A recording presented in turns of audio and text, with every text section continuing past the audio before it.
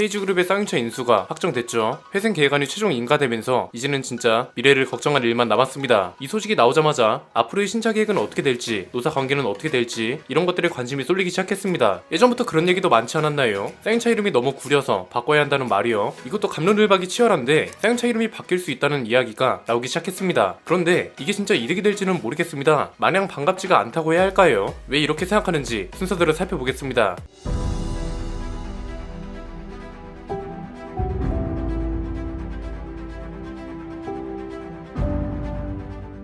쌍용차 이름을 바꿔야 한다는 말은 예전부터 나왔습니다. 에디슨 모터스는 쌍용차 인수에는 전혀 관심이 없던 주식 사기 극을 벌인 자들로 결론 나긴 했지만 어쨌든 얘네도 쌍용차를 인수하면 이름부터 바꾸겠다고 했거든요. 이때 언급됐던 유력 후보가 에디슨 비이클, 에디슨 V 이런 거였습니다. 차라리 안 바꾸는 게 나을 법한 이름이죠. 그런데 이번에 KG그룹이 인수가 확정되면서 또 한 번 회사 이름 변경 가능성이 제기됐습니다. 여러 가지가 있는데요. 제일 많이 거론되고 있는 게 KG 쌍용 모빌리티, KG 모빌리티 이런 것들입니다. 와, 뭔가 좀 와닿지가 않죠. 브랜드 이름이라는 게 그렇잖아요. 샤넬, 구찌, 프라다, BMW, 아우디, 폭스바겐, 페라리 이렇게 잘 나가는 브랜드 치고 이름이 긴 곳은 거의 없습니다. 만약에 쌍용차가 KG 쌍용 모빌리티로 바뀌면 이름이 너무 길잖아요. 그런데 다행히 만약에 KG 쌍용 모빌리티로 이름이 바뀐다고 해도 쌍용 자동차라는 사명이 바뀌지는 않을 것 같습니다. 그러니까 이런 겁니다. 현대차도 현대자동차 그룹이라는 그룹 아래에 있는 브랜드잖아요. 마찬가지로 KG 쌍용 모빌리티 아래에 쌍용차라는 브랜드가 있는 구조라고 생각하시면 됩니다. 결국 상위 법인명이 바뀐다는 건데 아직도 쌍용차의 이름까지 바꿔야 한다는 여론이 꽤 많습니다. 이유는 간단합니다. 국내만 생각하면 너무 중국스러운 이름이라는 말도 있죠. 이렇게 생각하는 것도 어떻게 보면 당연합니다. 상하이 차한테 크게 대인 경험이 있기도 하고 이후에 나온 차들 디자인을 보면 중국사가 생각나지 않는 것도 이상합니다. 해외 시장까지 생각하면 발음하기가 너무 힘들다는 문제도 있습니다. 당장 현대차도 현대라고 제대로 읽는 외국인을 못 봤습니다. 대부분 하현다이라고 발음하죠. 쌍용은 더 어렵습니다. 쌍용인지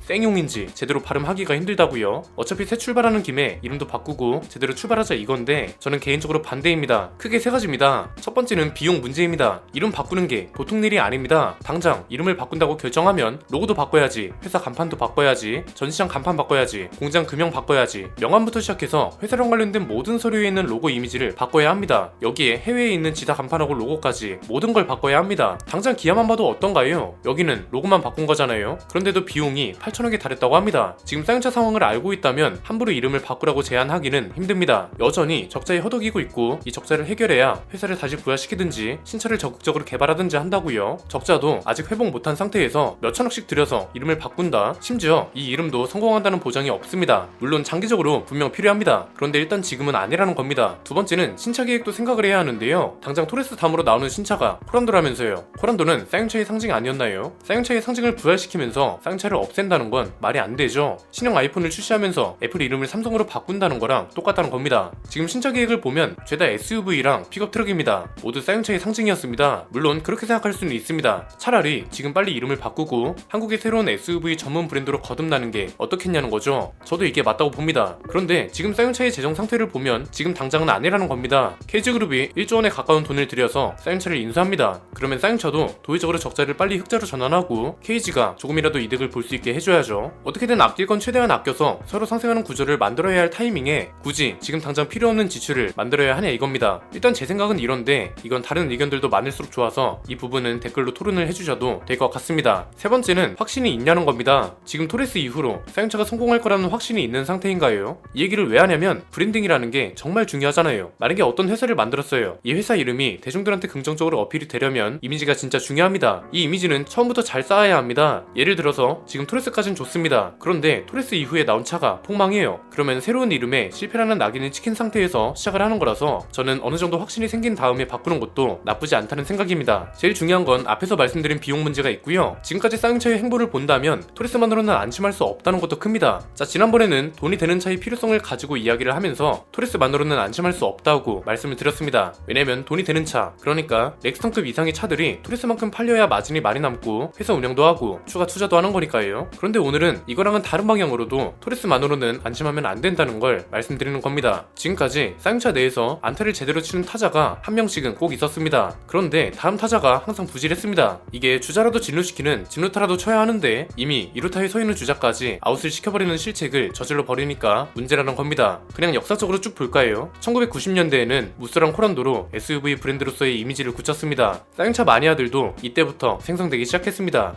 1998년 IMF 때는 대우그룹에 인수가 됐고 이때는 넥슨하고 무쏘 스포츠가 쌍용차를 먹여 살렸습니다. 그런데 이것도 그리 오래가지 못하고 2004년에 중국 상하이차에 인수됩니다. 이때는 이렇다 할 신차가 없었고 상하이차의 쌍용차 기술 먹튀 논란까지 생겨버립니다. 그래서 2007년 전후로는 넥슨2나 체어맨 같은 차들로 이미지 유지까지는 됐는데 이것도 오래가지 못했습니다. 2009년에 법정 관리에 들어가면서 마인드라 그룹에 인수되고 2015년에 티블리로 한 번 더 일어설 수 있었습니다. 그런데 티블리 이후에 호란도랑 렉슨이 죄다 성공을 못하면서 지금 사태까지 오게 된 거잖아요. 토레스라고 이렇게 되지 않을 거라는 보장이 있나요? 물론 다행히 KG그룹이 외국계 기업이 아니라는 점에서 위험 부담이 덜하긴 하지만 그래도 주의할 필요는 있습니다. 당장 토레스가 마진이 좋은 차가 아니다 보니까 더합니다. 만약에 토레스가 지금 분위기에서 마진까지 제대로 남기는 차였다면 적자 해소랑 회사 부활까지 신경 쓸 게 없죠. 그런데 지금은 그게 아니라고요. 이 말을 왜 또 꺼낸 거냐면 그만큼 비용을 적재적소에 써야 한다는 겁니다. 지금 당장 필요한 거에 돈을 써야지 당장 필요 없는 곳까지 돈을 지출할 필요가 전혀 없다는 거죠. 지금 KG그룹 내부적으로도 토레스보다 더 확실한 신차가 필요하다고 판단하는 걸로 알고 있거든요. KG그룹 입장에선 당연한 거죠. 야, 우리가 1조나 들여서 인수를 하는데 적자도 개선하지 못할 거면 뭐하러 인수를 하냐? 당장 제대로 된 차를 만들어 오란 말이야. 이렇게 되는 건 너무 자연스러운 겁니다. 그래서 최근에 회생계획안이 인가된 이후에 곽재선 회장도 토레스 언급을 일절 안 했습니다. 오히려 앞으로 나올 신차에 대한 이야기를 많이 했습니다. 당장 전기차가 경쟁력이 될 거라고 판단하고 제가 몇 개월 전부터 말씀드렸던 전기차 전용 플랫폼 이걸 빠른 시일 내에 만들겠다고 했습니다. 그리고 내년에 나올 차가 토레스 전기차, 그 이후로는 KR10 전기차랑 토레스 픽업트럭 전기차가 나올 겁니다. 지금 이것만 봐도 어떤가요? 개발 비용이 상당할 것 같죠? 중분리도 개발 비용이 3,500억이 넘었습니다. 내연기관차를 개발하는 건 그나마 낫습니다. 그런데 전기차는 플랫폼부터 아예 처음부터 시작해야 하는 개발입니다. 왜냐면 쌍용차는 순수 전기차를 만들어 본 적이 한 번도 없으니까요. 그렇기 때문에 저는 이름을 바꾸거나 하는 외부적이고 불필요한 지출을 더욱 만들 필요가 없다고 보고 있고요. 오히려 신차 개발에 더 집중하는 게 맞다고 판단하는 겁니다. 오늘 내용은 제 의견에 근거를 붙여서 말씀드리는 것들이라서 이걸 보는 시청자들의 의견도 댓글로 남겨주시면 감사드리겠습니다. 오늘 내용은 여기까지입니다. 내용이 유익하셨다면 구독과 좋아요 알림 설정 부탁드립니다. 저는 김승현 안PD의 스포일러 안PD였습니다. 감사합니다.